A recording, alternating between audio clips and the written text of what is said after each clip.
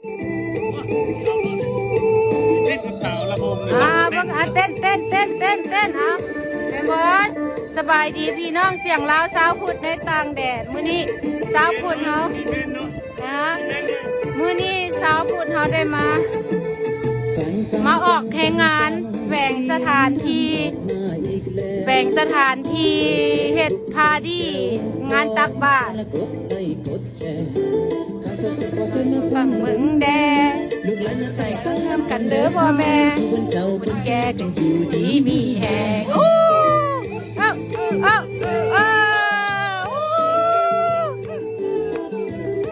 กดไลค์กดแชร์ให้เด้อพ่อแม่พี่น้องอันนี้แม่นเสียงลาวสาวพุดในต่างแดนมาออกแข่งงานเฮ็ด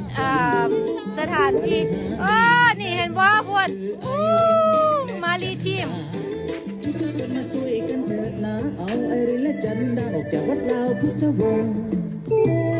ได้ออกแข่งงานมาเฮ็ด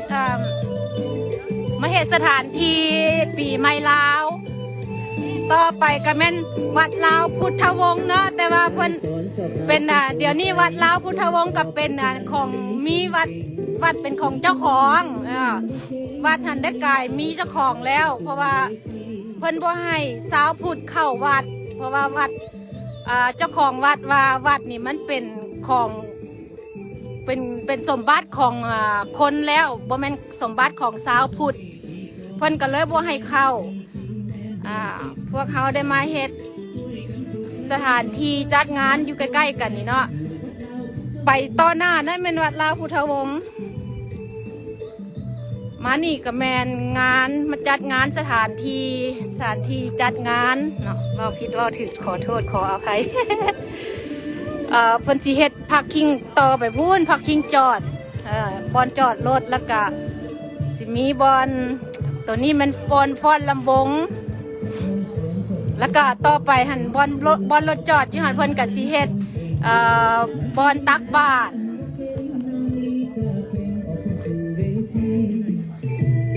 พุ่นแม่ครัวเขาก็ย้อนแยกนี่พวกเขาก็มีปิ้งบาร์บีคิวมีปิ้งหัวเป็ดปิ้งดุกข้างปิ้งหัวเป็ดปิ้งดุกข้างคุณนะมีหมูมีแก้มหวยอันนี้แม่นเสียงสาวพุดในต่างแดนหรือว่า LGSA เนาะแม่นพวกเขาก็มาออกเพลงหวานใจอันนี้ก็ญาลุงวาดกับญาประพันธ์อันนั้นก็เป็นแม่ค้าอันนี้ก็แม่นโคศกของ LGSA อันนี้เพิ่นเป็นโคศกSA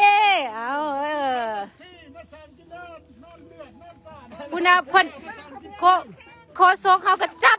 สากกระเบือออกมาบ้านนี้จักเพิ่นเสียวออกมาเห็นอย่างกระโบหูเนาะเขาก็ต้องติดตามต่อไป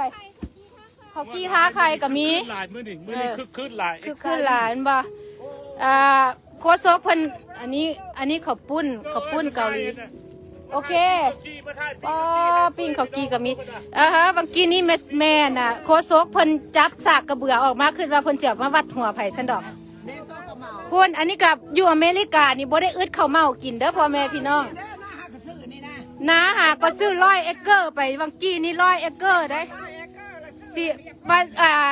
อย่างลาวซาหุ่นในต่างแดนแล้วก็พวกเฮาแล้วก็ LGSA สิพากันมาเฮ็ดนาอยู่นี่ปีหน้าข้าวเมาก็มีอยู่อเมริกาข้าวเมาก็มีกินเด้ออันน่ะ LGSA เพิ่นว่าปีหน้าสิพามาดำนาอยู่นี่ว่าซั่นเด้อันนี้ก็น้องเจนเสียงลาวซาพุดในต่างแดนเสียงลาวต่างแดนสถานนี้นี่นะสถานนี้ไปเก็บฟื้นแม่ ไปเก็บฟื้นก่อนสบายกินลาบ ไปเฮ็ด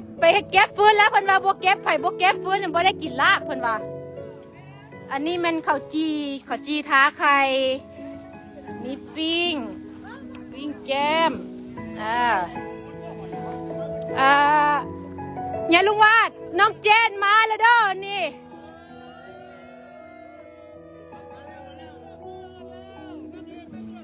นางเอกในเรื่อง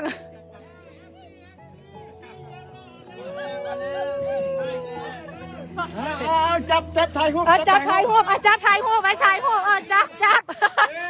พวดคนจับฟื้นนั่นน่ะพี่น้องหนูไม่ดร.วัดหนูไม่ว่าสันเด้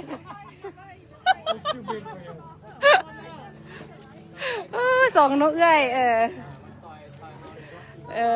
อันน่ะยาลุงวาดถามความรู้สึก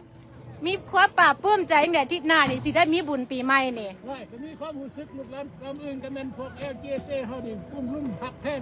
เป็นอันหนึ่งอันเดียวกันนะพ่อของทานดร.วัดและกันนะ LG SA LG LG SA นางเอกในเรื่องเฮานี่ก็มีนะนางเจน โดย นางอันน่ะถอดแมสออกก่อนแม่บ่ได้ยินคักนางเจนเด้อ ถอดแมสออกก่อนบ่ได้ยินเด้อ่ะ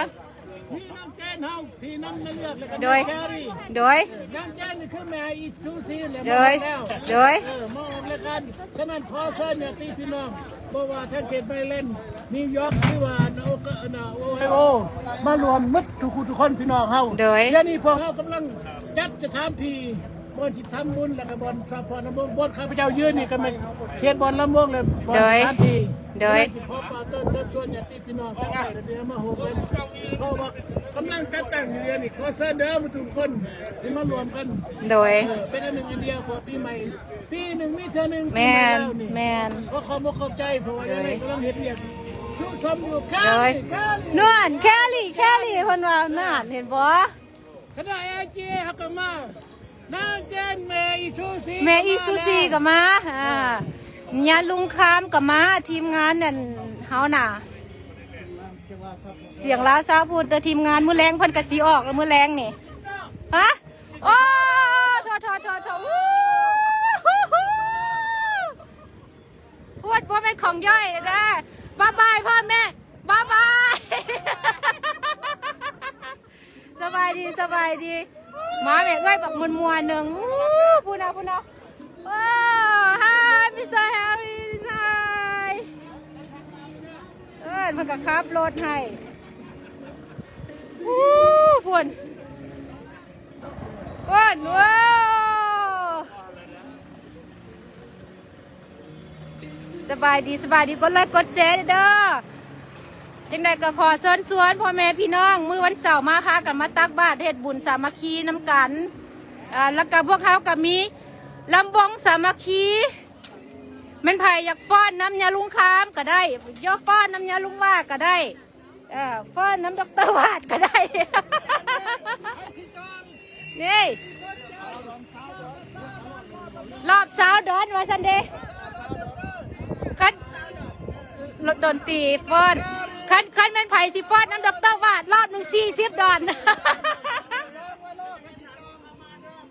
เห็นบ่เพิ่นว่าเป็นไผ่อยากเห็นหน้าเนี่ยลุงคามมาเด้องานลำคอนสวรรค์รอบพิเศษนี่ดร.วาดนี่ต้องรอบ40 ดอนเป็นไผ่อยากฟ้อนน้ำดร.วาดมัน40 ดอนเอาค่ะสิไอเศษเนี่ยมัน30 ดอกไอเพลงนี่มัน25 ดอกต่อเป็นขั้นไปนะคันไม่ผ่านอยากฟ้อนน้องแครี่$100โอ้ร้อยหนึ่งเด้อ100สองสาวนี่100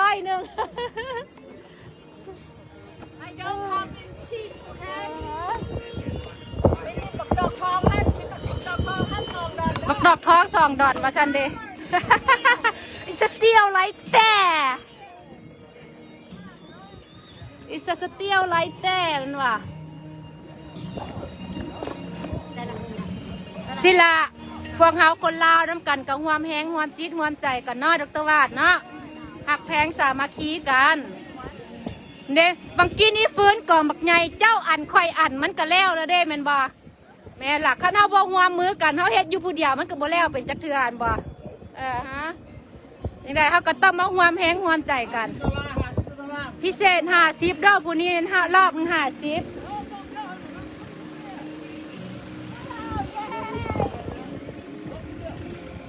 รถนี่เห็นปะเพิ่นว่า good job sister เพิ่นว่าไอเจนว่า good job sister good job sister วู้ฮู้คิงสบายดีนะทัสซ่าทายแล้วดีเห็นปะเห็นปะคนบ่เคยเห็นเบียกนี่นะเป็นประวัติศาสตร์เด้อนั่นเด้อเป็นประวัติศาสตร์เด้อเอ้ยบ่ได้เฮ็ดได้นั่นน่ะเป็นประวัติศาสตร์ได้นี่นะ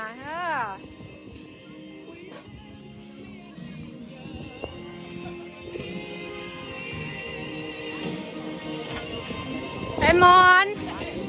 ทิศหน้าพาลามาตักบาตรเด้อน้องว่าสิส่งบัตรเราให้อยู่ทิศหน้าเจอกันเด้ออ้ายเอ้ยเด้อเอาทีมเสถังเลยทีมเสถังเอาทีมเสถังทีมเสถังเลย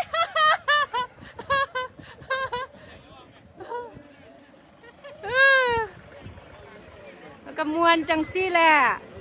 เอ้ยบอกแครี่กับเฮ็ดเจนกับเฮ็ดหลังจากเบิดฟื้นกล่องนี้แครี่น้ำหนักลงไปเสียแคลอรี่ไปประมาณ3กิโล3 กิโลไปเอา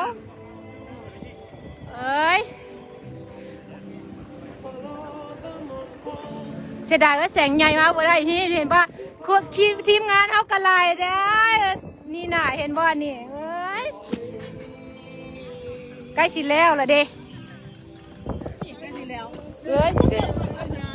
แม่ซูซีมาสยางกันบ่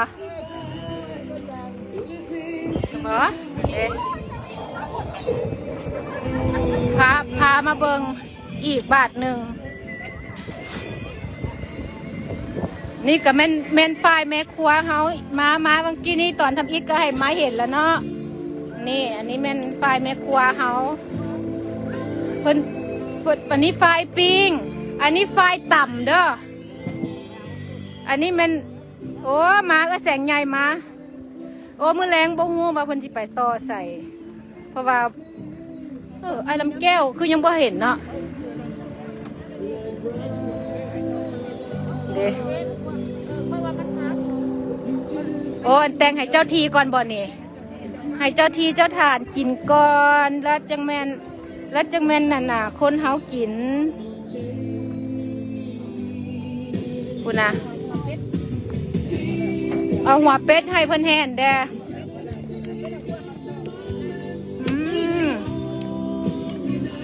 อันน่ะให้เจ้าทีอเมริกาแห่นหัวเป็ดเบิ่งดูว่าเพิ่นสิมักบ่หัวเป็ดว่าสิแซ่บ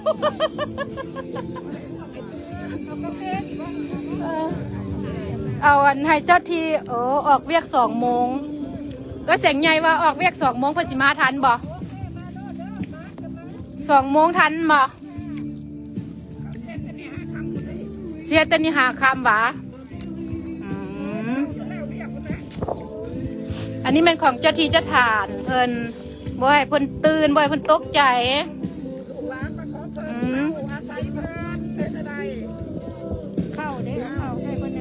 เอาข้าวเหนียวเพิ่นกินได้เธอเพิ่นติดใจข้าวเหนียวหัวเป็ดแดนี่กับพวกน้ำแม่ค้าเขาหนาวเอ้ยบักงามสบายดีมานี้เซิร์นเดอร์มาตักบาตรพวกเขาเฮ็ดสถานที่ไว้เพื่อตักบาตรเฮ็ดบุญนะก็เลยว่าพากันมาออกแห่งงานร่วมกันอันนั้นก็เป็นเท่นครัว แล้วก็ต่อไปก็เป็นผักคิงลาดต่อไปพุ่นเนาะตัวนี้เพิ่นสิเฮ็ดสถานที่ลำวงอันนี้เป็นน้องเจนกำลังเก็บฟืนออกจากสถานที่ลำวงอันนี้ก็แม่นยาลุงคามเพิ่นแข็งแห้งเพิ่นสิยอดงานนี่ให้เบิ่งพี่น้องเห็นบ่เพิ่นสิยอดตัวนี้ให้เบิ่งนี่เห็นบ่เพิ่นกล้ามเพิ่นเป็นมัดพุ่นโอ้ โอ้ยสบายดีสบายดีโอ้ยคุณน่ะน่าเห็นบ่เอ้ย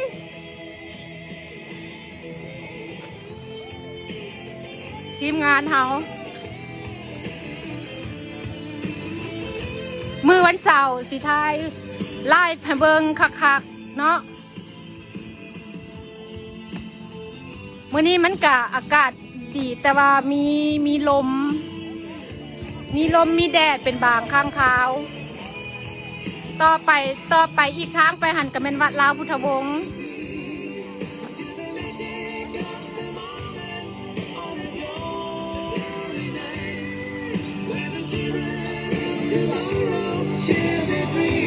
ใกล้สิแล้วล่ะหาดา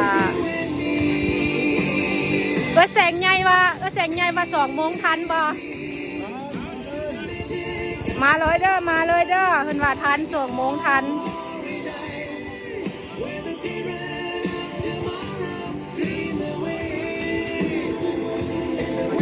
โดยขอบใจหลายๆเซิร์นเด้อมื้อวันเสาร์มาตักบาตรน้ำกันมามวนลำวงน้ำกันทีมงานเขากำลัง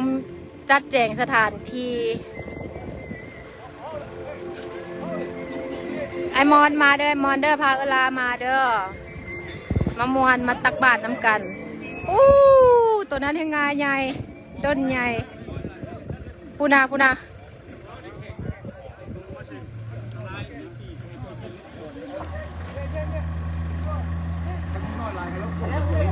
แล้วการเป็นไผมีลูกมีหลานก็เอามาลิ้น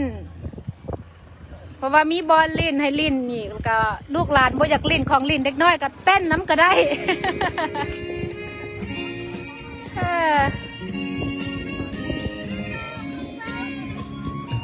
โอ้พูนาพนฟอนนะโอ้ยย่องสะบันได้ดูยาลุงคามเอาจักบาทได้ดูฟอนนะบนจักบาทได้ดูโอ้ยเห็นบ่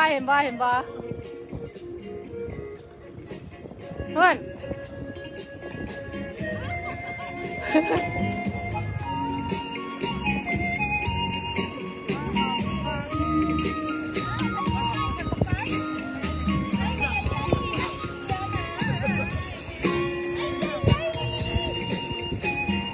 แม่ล่ะเอ้ยพื้นที่จัดงานเพราะว่าตัวนี้กว้างคันเพิ่นสิให้ลงไปตัว100 เอเคอร์ของเพิ่นมันมีป่าหญ้าหลายมันอยากซุ่มหั่นนะก็เลยว่าขอแต่สถานที่ตัวนี้ขึ้นมาฮะดิสถานที่ตัวนี้ขึ้นมาแบบเวลาคันพี่น้องเพิ่นมาเพิ่นก็มาทางนี้ก็เลี้ยวเข้ามาเลยมันติดทางใหญ่เลยคริสโตสิพามาเบิ่งตัวนี้มันทางใหญ่เลยอันนี้พาร์กิ้งมันกับเลยไปพูนสุดพูนแหละบอนต้นไม้พูนละแล้วก็เพิ่นก็สิเฮ็ดบอนตักบาทอยู่บอนนั่นรถจอดเนาะห้านเพิ่นก็สิมีให้ห้านก็สิเป็นแถวนี่ละอันนี้ตัวนี้เป็นฟาร์มเพิ่นก็ดุดมาทางนี้ให้กว้างร้อยเอเคอร์หักแต่ว่าเขาบ่ได้ไปฮอด100 เอเคอร์100 เอเคอร์มันอยู่ในป่ามันนั่นโพด ไก่โพดแล้วมันก็ซุ่มแดทั้งหญ้าเพิ่นปลูกหญ้าเด้เพิ่นฟาร์มเพิ่นก็มีงัวมีไก่แล้วก็ขี่ซื้อไปหั่นเป็นวัดลาวพุทธวงศ์เห็นบ่เหลืองๆอยู่หั่นเหลืองเห็นแต่น่ะเด้คริสโตสิซูมให้เบิ่ง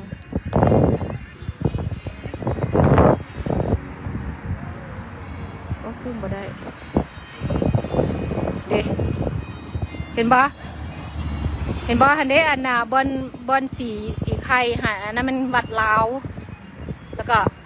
มาบอนนั้นย่างไปอีกน้อยหนึ่งมันไผ่มาทางนั่นก็เลี้ยวเข้ามาสบายนะคะ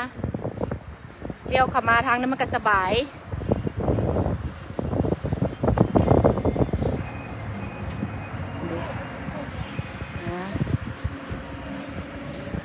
มันไผ่มาทางนี้โอ้ยมันอยากไว้เดี๋ยวหน่อยนึงมันไผ่มาทางนี้ก็เลี้ยวเข้ามาทางขวามือโลด มันสิซอกง่ายๆ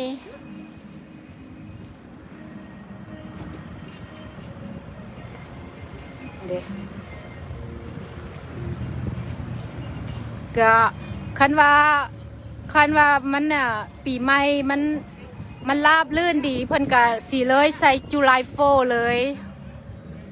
เพิ่นก็สิเฮ็ดมือจุลายโฟใส่นี่เลยนะอันนี้แม่นเจ้าของฟาร์มเพิ่นก็ใจดีตูแลลี่เพิ่นคนอเมริกา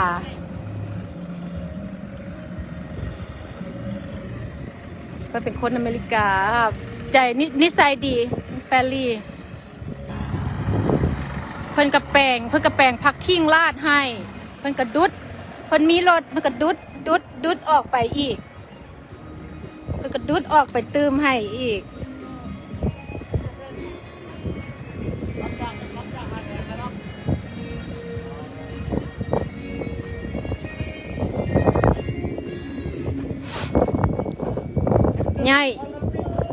ย่ายกล่องฟืนเห็นห้าลำวงฮอบเท่าไหร่ก็$20มาฮอบละสาวไอ้แก้วสิเมารอบให้จักรอบนี่สิเมารอบจักรอบ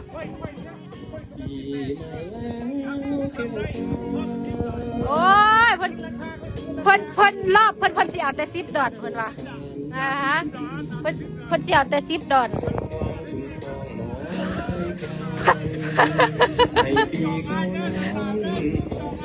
มาสาวๆไว้ลืมจอบให้เด้อโอ้เพิ่นสิเอาแต่$10ห้าพ้องบ่เห็นบ่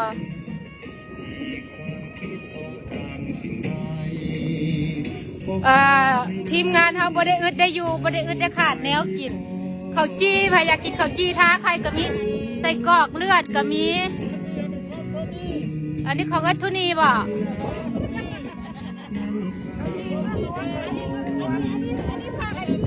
โอ้อันนี้ของฝากให้ไอ้จีแม่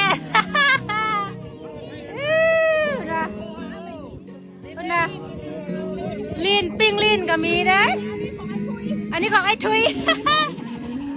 ปิ้งหัวไว้ไอ้ทุย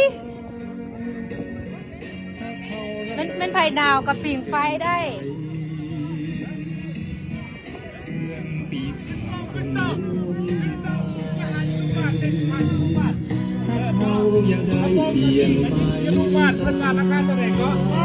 สาวดอน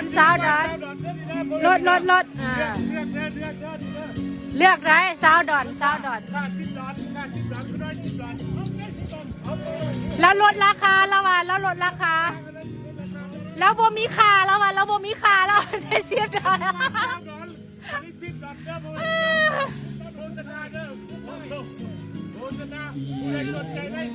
มวบ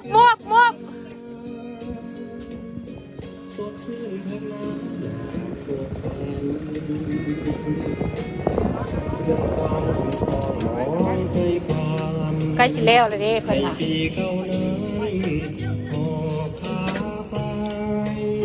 อันนี้ก็แม่นอันนี้แม่อยากป้อนน้ำน้องแครี่ก็มาได้เด้ออันนี้ก็ไอเซน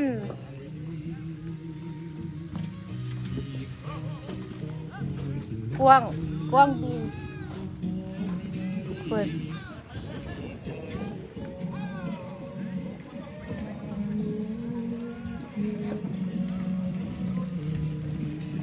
ดินเพิ่นกว้างเพิ่นว่าดินเพิ่นลงไปพุ่นฮอด100 เอเคอร์ได้นอนมันบ่ลงไปพุ่นเลยมันบ่100 เอเคอร์เพิ่นปกติเพิ่นสิมาลามงัวโอ้ยเพิ่นมีงัวเด้อตัวนั้นเป็นคอกงัวเพิ่นคอกงัวแล้วเพิ่นก็เลี้ยงไก่เพิ่นก็เลี้ยงไก่อีกนะเพิ่นเลี้ยงไก่ขายไก่แล้วก็ขายไข่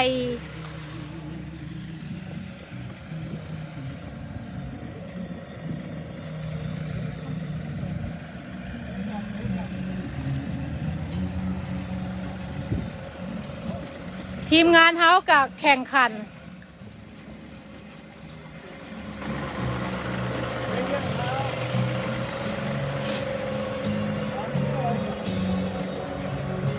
ไก่เบิดแล้วคนละไม้คนละมือกับเบิดไปแล้วเด้คันเพิ่นว่าบ่แล้วบ่ให้กินข้าวว่าซั่น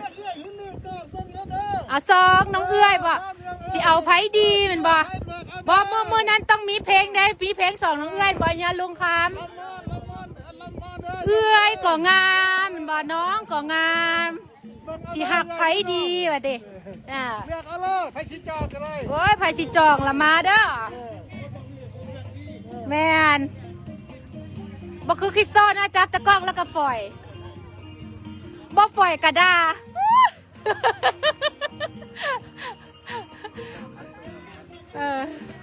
บ่ฝอยกระดา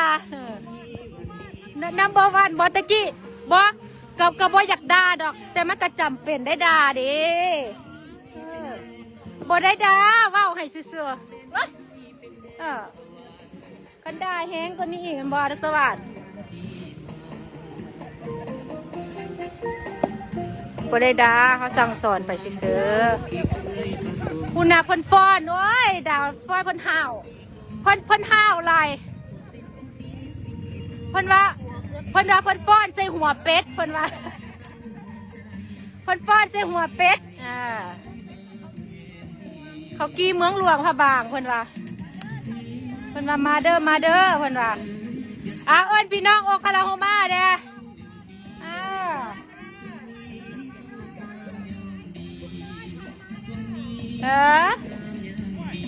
เพิ่นฟ้อนแต่หัวปีนั่นเห็นบ่ฟ้อนใส่หัวเป็ดมันจังแซ่บมันจังแซ่บเพิ่นว่าโอ้แต่แซ่บนั่นน่ะโอ้หัวท้าบีอีกโอ้คักหัวท้าบีอีกบีท้าหัวบ่บีท้าหัวท้าบีแปลเอามันบ่หัวท้าบีบ่ให้ไปกลับแม่นบ่อ๋อบ่ให้ตีกลับต้องแปลไปหน้าเลยแปลเองคนว่าเพื่อนว่าบีบ่ายหัวก็ได้บีท้าหัวโอ้กาแฟเพื่อนไผ่มาเด้อกินกาแฟโอ้กาแฟกับมีวะนี่เพื่อนว่าคันเฮ็ดเวียกเมื่อยแล้วกาแฟกับมีนี่เพื่อนว่าจักหน่อยโคโซกเขากำลังสิต่ำบักฮุงโคโซกเขาก็เสียงม่วนเสียงหวานจังมอบให้เพิ่นเป็นโคโซกเอ้ยบอกคือคริสโตได้คริสโตดิบัดด่าได้เฮ็ดหับใส่สังคมเพิ่นว่าแม่นสะอ่อนดินเพิ่นกว้างลอยเกินมามันไผเมื่อยเปิดเพลงให้ฟังอีกผู้ฟ้อนก็มีจังแม่นมวนวันนี้ปีใหม่เฮามาไว้ใส่ให้สุขสำราญมาสร้างเพลงนี้ให้เป็นแดนสวรรค์มาสร้างเพลงนี้ให้เป็นแดนสวรรค์เราขอทำกันฉลองวันปีใหม่